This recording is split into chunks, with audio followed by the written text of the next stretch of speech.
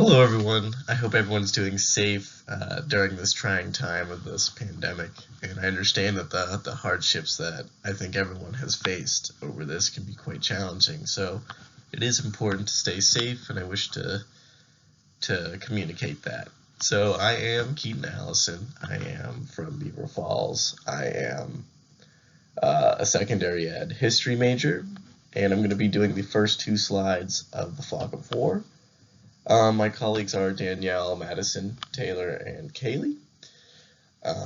So we're going to be going over the backstory of the Fog of War, and then I'm going to hand it over to my colleagues so they can take a closer look and analysis of this movie. So let's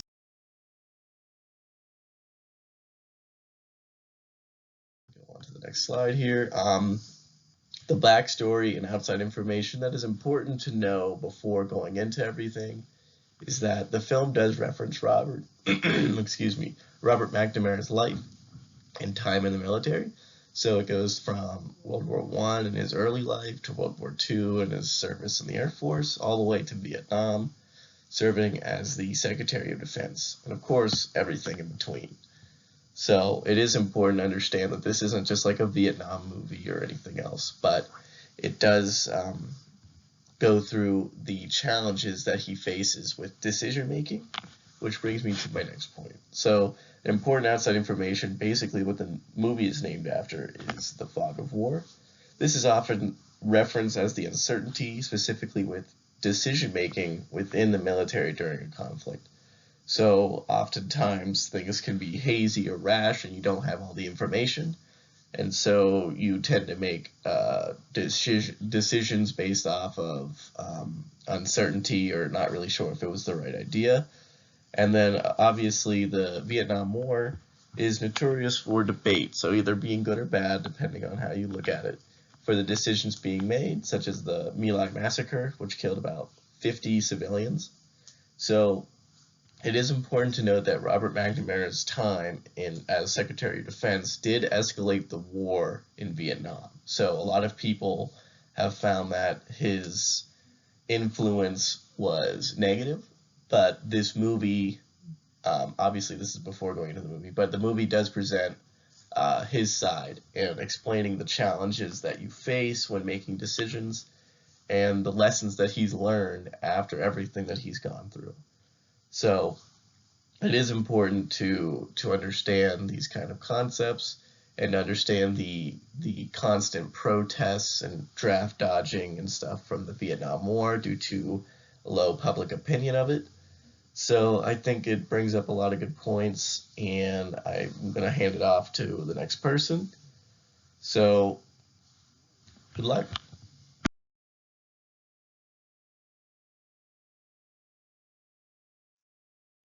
Hi everybody, Danielle Del Vecchio here. Just wanted to say I hope everyone is staying safe and healthy at home.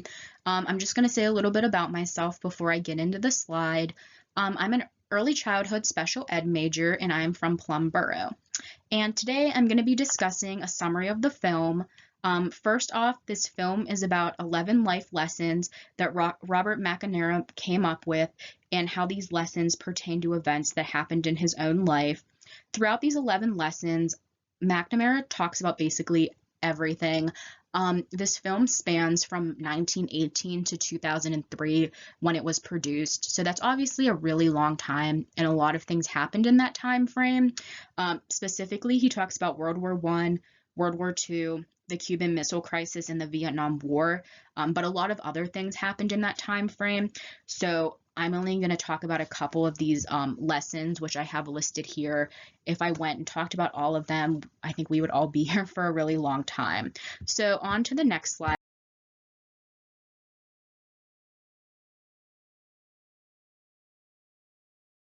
I'm going to get into some more detail. The first lesson, which I thought was really important, and a lot of you guys did too, was lesson number 1, emphasize with your enemy. I was reading through the discussion post on D2L, and a lot of you who chose to do question number 1 chose this as an important lesson, and I completely agree with you. Empathy is really important in all parts of your life, and even during war, I think it's important to see where the other side is coming from. And to get into some detail on this, the Cuban Missile Crisis was going on at this time, and the United States was very close to being in a nuclear war with the Soviet Union. McNamara was U.S. Secretary of Defense at this time, and John F. Kennedy was president. And the two of them really wanted to stay out of war, but others in the White House thought otherwise, and they thought war was the right path to take. Kennedy received two messages from Khrushchev, who was the leader of the Soviet Union, and McNamara refers to these messages as soft and hard messages. The soft message, he said, was that the Soviet Union would remove missiles out of Cuba if the United States promised not to invade Cuba. But before John F. Kennedy could respond, the Soviet Union sent a hard message saying that that they would respond with tons of force if the United States decided to invade Cuba. Kennedy didn't really know what to do. He was kind of conflicted on which message to respond to. However, the former ambassador to Moscow, Tommy Thompson, recommended to Kennedy to respond to the soft message. Basically, he said that Khrushchev would be more concerned about flaunting the fact that he saved communist Cuba from the United States than actually starting a war. So basically, McNamara is saying with this lesson is to get into the shoes of your enemy to understand their thoughts. And the next lesson, which I thought was really important, was get the data, which was lesson number 6. After returning home from World War II, McNamara gets a job at the Ford Motor Company, and he basically works his way up the ladder. He did a bunch of studies in order to try and find ways to make cars safer, and thus he saved a lot of lives during this time. And he actually gets appointed to be president of the Ford Motor Company, and he was actually the first person not in the Ford family to get the position, which I thought was really interesting. However, that didn't really last long. He was only president for 5 weeks before he took the role of Secretary of Defense under Kennedy. And then the film kind of jumps ahead to footage of Kennedy and McNamara discussing taking U.S. advisors out of Vietnam. And then it jumps ahead even more to President Johnson and McNamara discussing how Johnson, who became president after Kennedy was assassinated, he thought it was foolish that Kennedy wanted to pull out of South Vietnam. McNamara and Johnson disagreed on the severity of the situation in South Vietnam, and McNamara says that he thinks that the U.S. people should have been informed if the situation in South Vietnam continued to get worse, which kind of relates to the second discussion question on D2L, which a lot of you did as well, if you thought that people should be involved in what's going on in war. And the last lesson that I'm going to go over is lesson number 9, which is in order to do good, you may have to engage in evil. And with this lesson, McNamara discusses the anti-war protests that began going on all over the United States.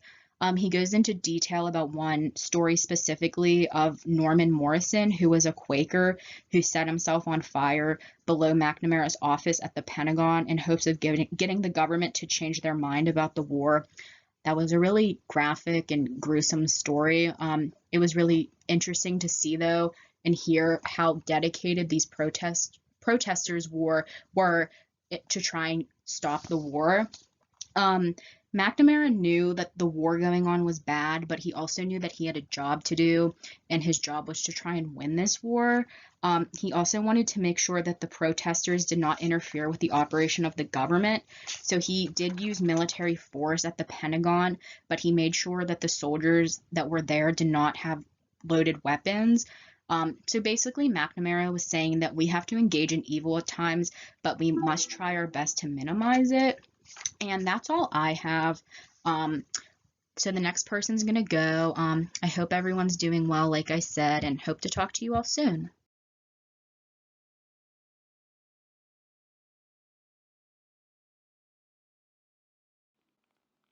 So, sort of to give more of an overview of McNamara and his tenure at the Defense Department, he was the Secretary of Defense, so the highest level military official in the U.S. from 1961 to 1968. He was nominated by President Kennedy, and he began serving in that office the day after Kennedy was inaugurated, January 21st, 1961.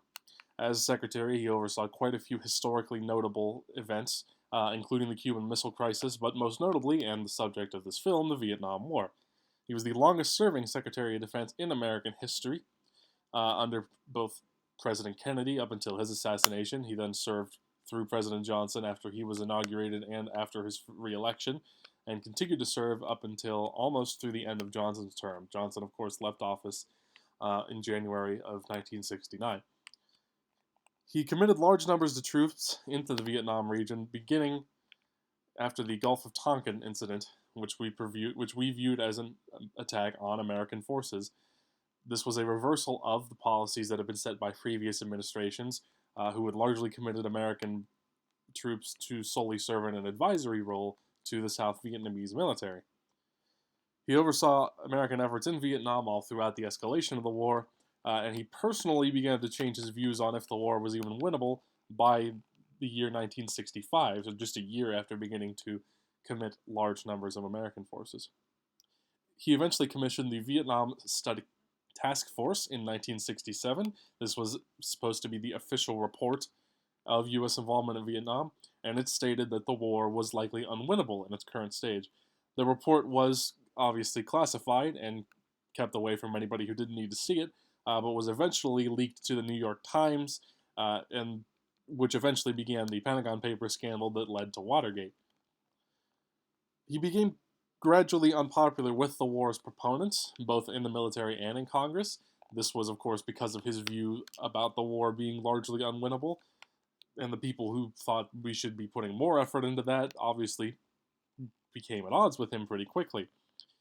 This was eventually the subject of quite a few Senate Foreign Relations Committee hearings. They, of course, wanted him to tell them why he wasn't doing enough, why the Senate committee chairman thought that he wasn't doing enough, and he wanted to get him on the record in a committee setting about that. All this sort of culminated in his eventual resignation. Not too long after these hearings would have started, he resigned on February 29th of 1968. He then went on to serve in quite a few other positions, mainly in the World Bank, which is where he went immediately afterwards. Of course, his legacy would be pretty large and played a big part in American foreign policy for quite a few years. The Vietnam War, of course, obviously didn't wrap up immediately after he left. There were still pretty big parts to it. So it was, whilst he had left, the things that he had done were still causing major changes, both in Johnson's administration and up all the way up through the Nixon administration, all the way until we finally withdrew all troops from Vietnam.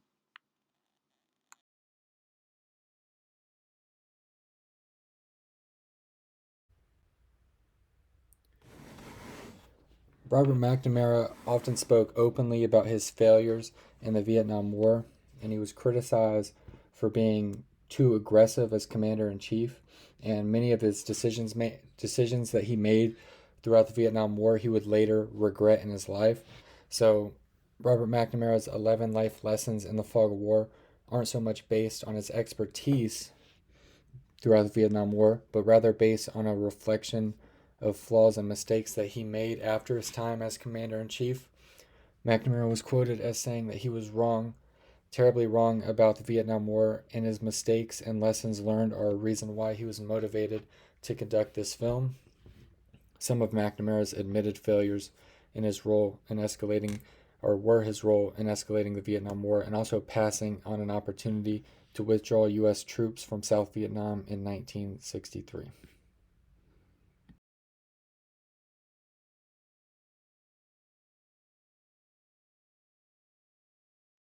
We felt that the themes from this film correspond directly to Robert McNamara's 11 life lessons that we had previously mentioned in the previous slides, and there is a theme of uncertainty, which we see within McNamara himself through his regrets and uncertainty of his own actions that motivated him to do the film, understanding and empathy, which is summarized from his own lesson, empathize with your enemy, which he mentioned several times throughout the film, and it demonstrates to have an understanding for others as well as your own self.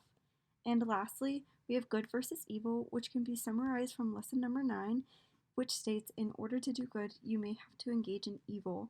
And as Robert McNamara stated in the film, He said, "Recognize at times we have to engage in evil, but minimize it for the greater good."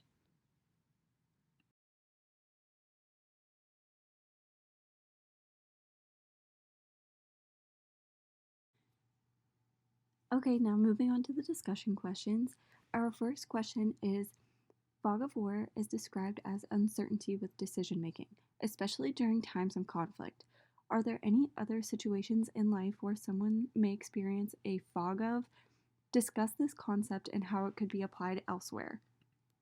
Question 2. McNamara states that war is the president's responsibility. Do you think he felt remorse over the decisions he made while serving in the U.S. Secretary of Defense and felt more responsible than he let on? Question number 3. What is your definition of a war criminal? Would you consider McNamara to be a war criminal? Question number 4. What impression do you have of war, and particularly the Vietnam War, after watching this film? Question number 5. In the film, McNamara refuses to comment on the then current foreign wars. How have McNamara's 11 lessons influenced or been reflected in recent U.S. wars abroad, such as Iraq and Afghanistan? Do you think McNamara fulfilled his role as Secretary of Defense? Question 7. McNamara says that it was luck that got the U.S. out of the war with the Soviet Union. Why do you believe he thinks this?